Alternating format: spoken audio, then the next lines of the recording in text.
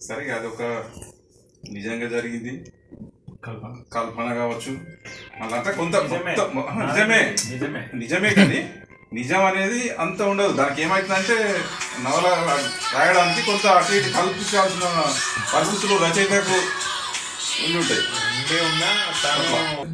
ఒకవేళ నేను రీడర్ని కాకపోయి ఉంటుంటే, మంచి రీడర్ని కాకపోయి ఉంటుంటే లక్ష్మీనారాయణ సార్ కూడా చదవకపోతే, ఎందుకంటే అప్పుడు మేమే ఇద్దరం చూస్తున్నాం, వేరే ఎవరు లేరు, మేమే ఇద్దరం ఇక వేరే ఎవరు లేరు.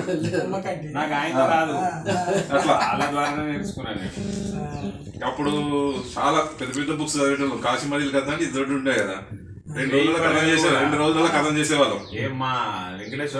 డిస్టర్బెన్స్ అవుతుంది అంటే పోయి చెట్ల కింద గుట్టక్కడ పోయి కూర్చొని చదివే రకం అన్నట్టు అప్పుడు. అట్లా బాగా దాంతో ఏంటంటే సరే నేను కాలక్రమేణా కొంత తగ్గించిన, ఆయన రాతలకు వచ్చేసిండు. అట్లా ఆయనకు అందరికీ రాదు కదా. ఇప్పుడు మర్రి చెట్టు విత్తనాలు అన్ని పెడితే మరి భూమి ఉంటుందా? మొత్తం మొలిచి ఏమని మర్రి చెట్లు కావాలంటే కాలేవు కదా, భూమి సరిపోదు కదా. మరి అట్లా ఆయన ఒక మర్రి చెట్లాగా ఎదిగిండు. నేను ఆయన ఇంకా ఎదగాలని నా ఆకాంక్ష. ఎప్పటికీ నేను ఆయన చాలా రోజులు ఆయన ఏది రాసినా మొత్తం కాకముందే రాయకముందే సగం నాకు నేను చూస్తే మొట్టమొదటి శ్రోతను అన్నట్టు. ఈయన మొట్టమొదటి శ్రోతను.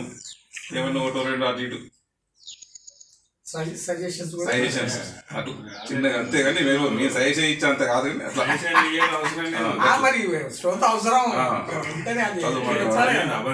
ఈయన మొదటి నవల నేనే చదివిన దాదాపుగా లాస్ట్ వరకు. అంటే మొన్న ఈ మధ్యలో ఈ 1.5 year నుంచి మాత్రం ఆయన చదివి రాసిన ఏందో నాకు ఇంకా తెలియదు, ఏదో రాసిన అంటుండే కానీ ఇంక ఇత్తలేడు ఎందుకో. ఎప్పుడైనా కూడా ముందుగా అటుగాని ఇచ్చేటోడు, మరి ఇత్తలేడు ఈ మధ్య ఇత్తలేడు కావచ్చు.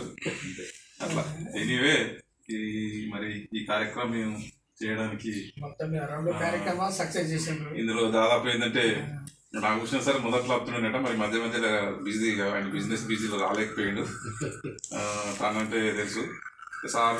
ఇప్పుడు కొత్త అంటే అప్పుడు దానికి ఇప్పుడు అంత కొత్తగా వచ్చేది అంటే ఇప్పుడు కూడా ఏంటంటే మంచి ఇంకా అంటే అంతకుముందు వచ్చిన దానికంటే నాకు బాగా వర్త్ఫుల్గా అనిపిస్తుంది మీటింగ్.